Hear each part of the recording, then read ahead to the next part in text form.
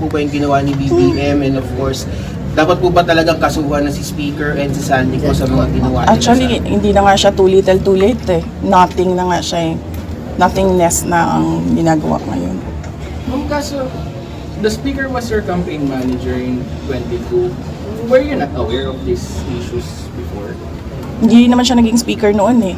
I mean yung bribery po, kasi na-mention niyo yung bribery, alleged bribery. Were you not aware during the 22 campaign?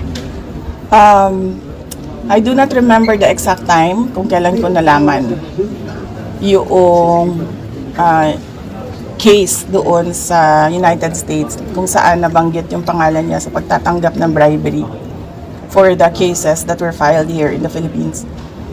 Pero hindi naman kasi ako ang pumipili ng speaker eh. Ang pumipili ng speaker ay ang presidente. At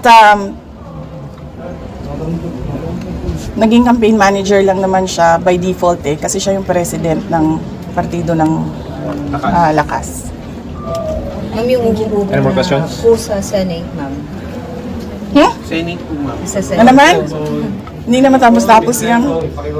Ate Chris. Meron na namang Senate. Sinabi niya ni SP kahapon, napakanalang daw ito ng minority. Kaya medyo napikong si Senator Bato. Nagkaroon ulit ng heated argument yesterday. Hindi ko rin sinusundan kung anong nangyayari sa Senate. Pero nandun ako bukas, sabihan niyo yung mga kaibigan niya sa Senate. Hindi for budgeteering. Meron lang akong bibisitahin na senador. Sino po, ma'am? Ay, Ay, hindi ko pala banggitin yun kasi baka tumagal ako doon. Mamadali ako. May isa lang. Si Senator Amy? Amy, ma'am. Hindi.